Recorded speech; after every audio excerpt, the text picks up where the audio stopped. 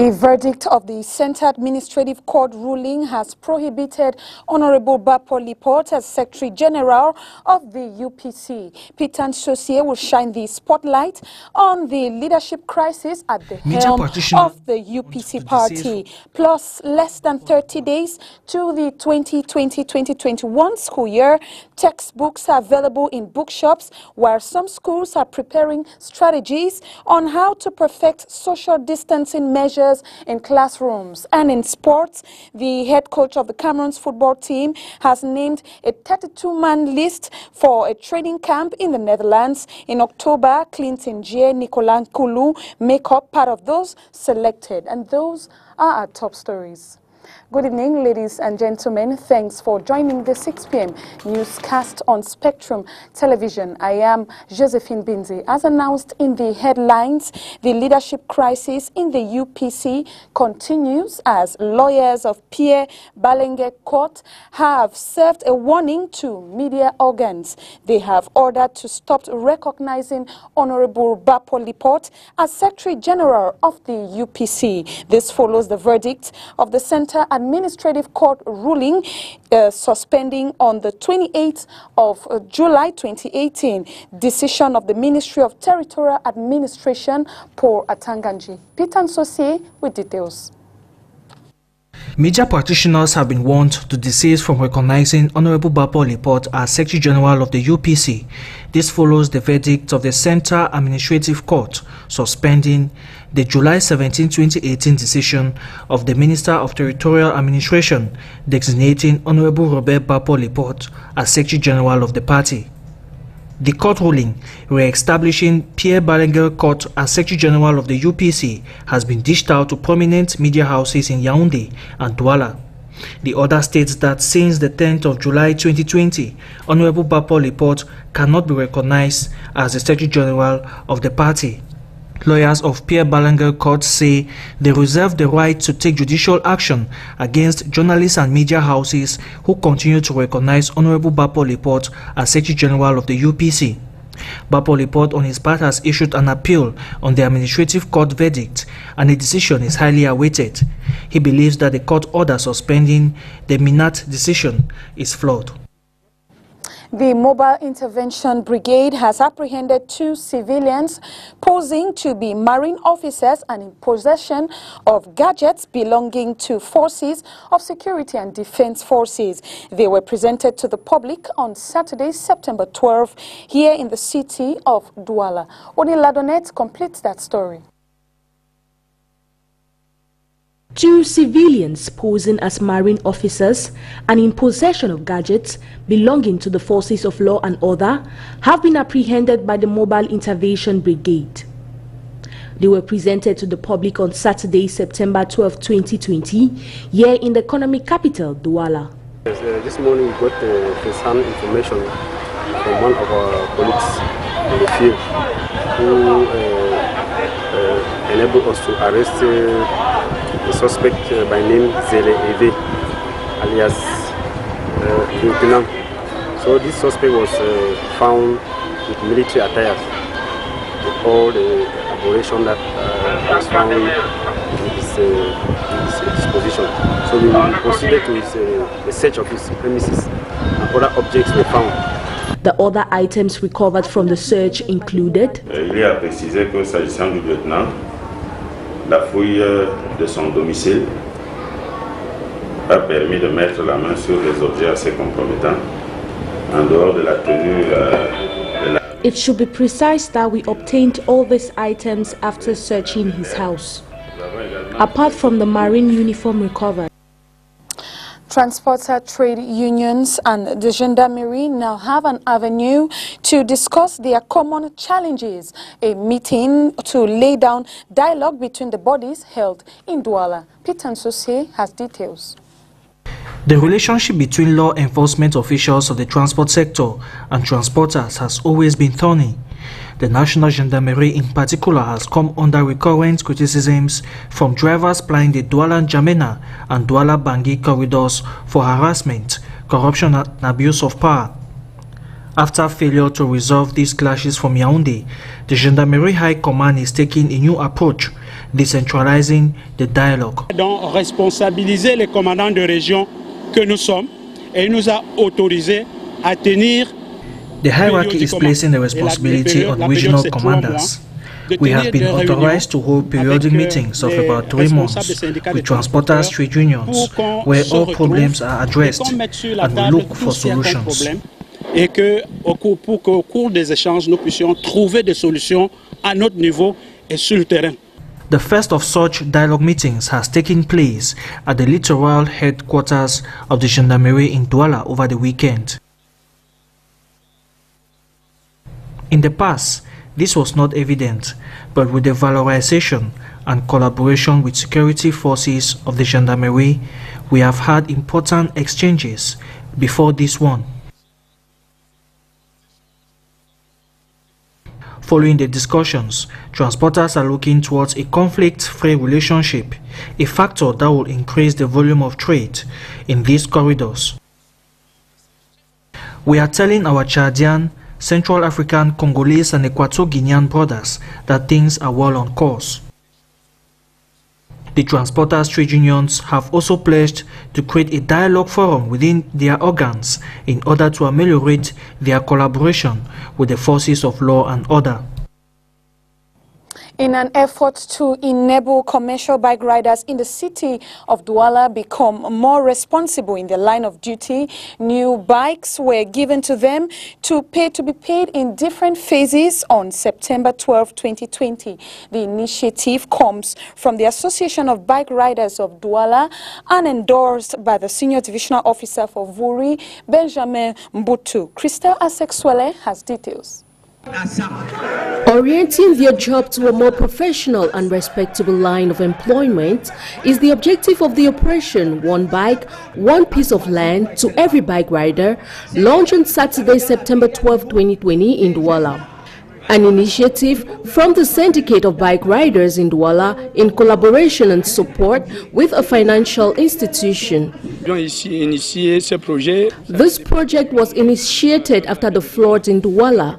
Most of the bike riders who lived in swampy areas together submitted our documents to a financial partner who permitted us to obtain 2 hectares of land at Peka 21, where every bike rider is entitled to 150 meters each, as well as a brand new bike which will permit them reimburse this financial institution. Today we are proud to have bike riders who are ready to begin a professional life. Born from the Association of Bike Riders of Douala, this initiative aims at making them more responsible and organized in their sector of activity.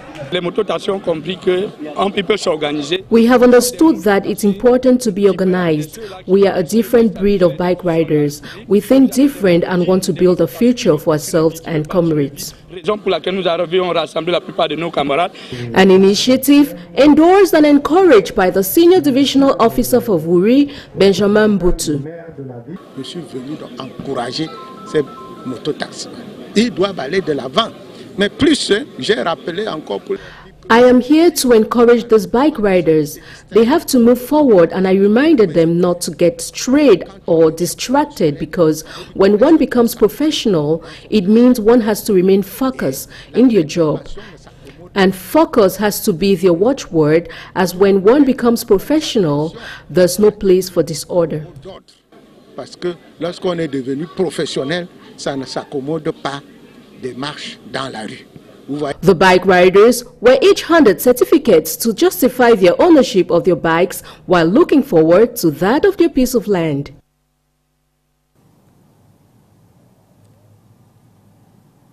The respect of COVID-19 barrier measures are expected to be implemented in all schools in the country ahead of the next academic school year. Catherine Kone in the following report tells us that some private institutions have lesser number of students per class, thus implementing the social distancing measure.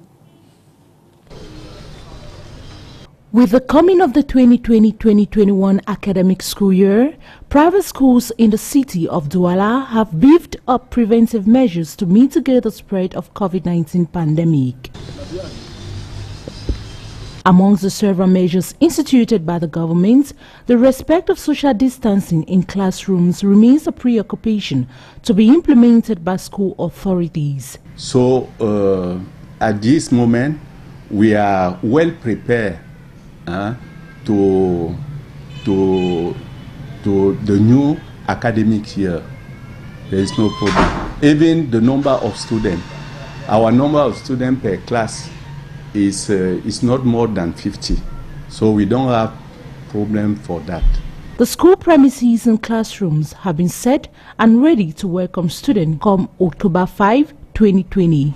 So this year were very disturbed by coronavirus, and the government was obliged to stop school on 17 March, and all our students, principally in intermediate classes, were sent back home.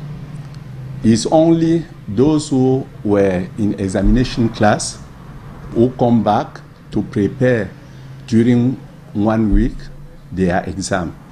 So it was for we an opportunity, to experiment the measure that was instructed by the Prime Minister and the Minister of Secondary Education.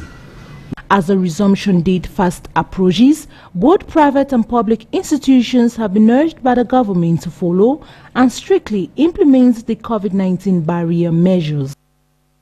With less than 30 days to the official launch of the new school year, textbooks that were lacking inscribed in the school program are now available, as testified by those in library owners in the economic capital of Cameroon. Crystal Asekswele completes that story.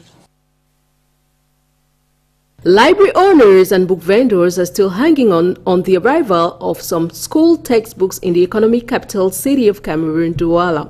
Le problème de la pandémie, c'est un peu mondial. The present global health crisis has made it difficult to have the textbooks on time, but by next week, all the textbooks will be available, hopefully. Une semaine, deux, on pourra avoir peut-être les 90% des livres, pourquoi pas. Non, pour le moment, il n'y a pas encore d'affluence, quoi. There is not a great turnout as of now, and the prices have not changed. Due to the scarcity of customers, the ordeal of some booksellers is accentuated by the current context marked by the coronavirus disease. The turnout is very slow. You can barely see parents coming. Just 2 weeks for schools to resume. Nonetheless, some parents exceptionally say they are satisfied after leaving these premises, as the official list of textbooks has not changed from last year, neither has the price. I got all the books I need, so I'm good. A few weeks away from October 5, the bells for the 2020-2021 school year are already ringing. And we come back to this story where the Mobile Intervention Brigade has apprehended 2 civilians posing to be marine officers and in possession of gadgets belonging to forces of security and defense forces. They were presented to the public on Saturday, September 12, 2020, here in the city of Douala. Oni Ladonet has details. 2 civilians posing as marine officers and in possession of gadgets belonging to the forces of law and order have been apprehended by the Mobile Intervention Brigade. They were presented to the public on Saturday, September 12, 2020, here in the economic capital, Douala.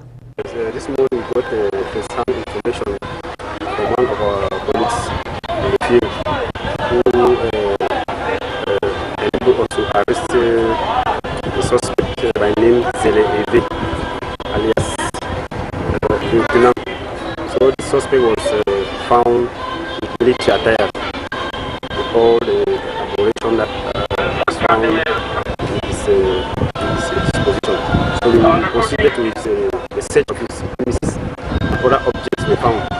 The other items recovered from the search included. Il est à préciser que s'agissant du lieutenant, la fouille de son domicile a permis de mettre la main sur des objets assez compromettants en dehors de la tenue de la...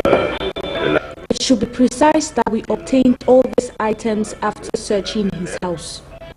Apart from the marine uniform recovered, we found this dagger. It resembles a bayonet. We also found this object. It looks like a gun. Il n'en est pas une. Et nous avons également trouvé cet objet qui, vous le voyez bien, ressemble à un pistolet. Donc c'est une arme factice. Et également ce ceinturon. According to one of the suspects, the uniform was handed over to him by his colleague's girlfriend, who is presently unavailable. He claims he was to keep the uniform till his colleague returned from his journey. The second claims to be a worker at the Ministry of Defense, so had legal rights to be in possession of these gadgets. However, investigations are still on.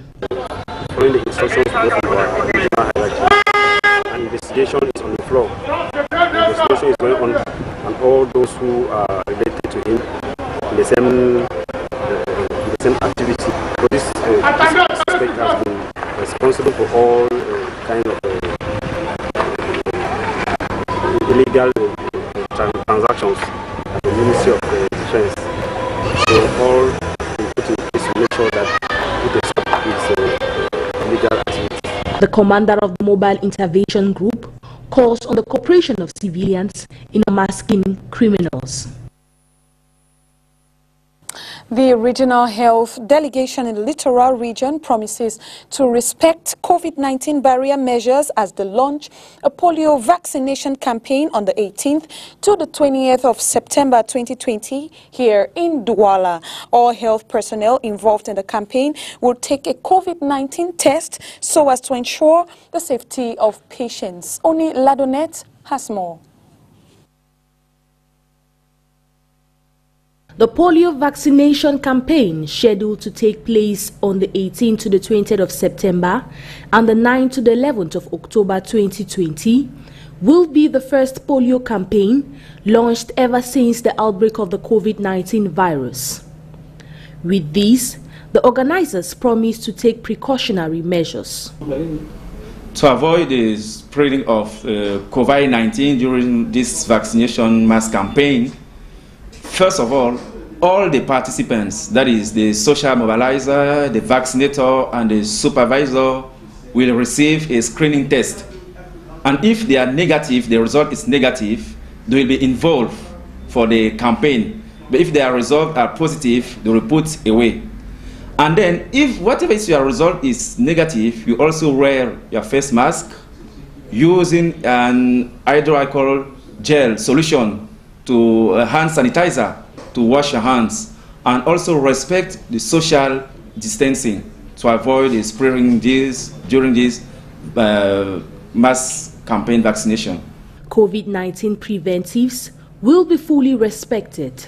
In the health facility, if the parents come with their children, there are many crowds, the vaccination team will receive instructions to respect the social distancing during vaccination in the health facility, and while giving the vaccine, the drops to the child, they also have to respect the distance. During this campaign, 2 drops of oral polio vaccine will be administered to children between the ages of 0 to 5 years. Routine immunization will also be carried out on children between 0 to 23 months. The door-to-door campaign will be carried out, as well as a fixed station created in district hospitals here in the economic capital of Cameroon, Douala. And on our foreign page, India and China have agreed to disengage their troops and de-escalate tensions that flared following a fresh dispute along their contested border in the Himalayan mountains. However, analysts say they are overcoming their differences, which will not be easy. Details with the VOA. Pristine Pangong Tso Lake in India's eastern Ladakh region is where a 4-month-long military standoff between India and China intensified recently after the Indian Army said it occupied hilltops when it noticed Chinese troop movements in the area. There used to be that buffer which the two sides would respect. I think what has happened in recent crisis in the last few months is that Chinese have tried to gain an advantage over India by encroaching upon that buffer. And India is now realizing that they also need to have those kind of tactical advantages on the ground if they have to manipulate or if they have to manage China along the border. So I think that has led to this very peculiar kind of escalation. The foreign ministers of the two countries agreed to disengage troops at a meeting held in Moscow that came days after both sides accused each other of firing warning shots for the first time in 45 years. Long-standing protocols forbid the use of firearms. I would say it's very tense, and I stress the word very, because there are large number of troops massed on both sides, estimated 40,000 plus. More reinforcements are being brought in. Overcoming differences will be challenging. Previous calls by New Delhi and Beijing to de-escalate tensions have failed to translate to action on the ground, with neither backing down from their differing perceptions of their disputed border. As far as India is concerned, it's very clear that the Chinese have come in and we are not willing to accept that. They must go back to where they were. The Chinese position is that we are where we should have been. So that is the problem. Restoring calm on the border will be key to repairing damaged ties. India has banned scores of Chinese apps, including the hugely popular video game PUBG and TikTok. It has restricted Chinese firms from infrastructure projects since the military standoff. Unless that is in some ways resolved to the satisfaction of both sides, I don't see a likelihood of a normalization of this relationship, again underscoring that the trust has completely gone from this relationship. That is why there are concerns whether the call to disengage troops will yield quick results. At the least, it will be a long winter. Both sides dug in, tiring each other out, testing each other. Hopefully it doesn't go beyond that. That means the India-China border could continue to be volatile. Anjana Pasricha for VOA News, New Delhi.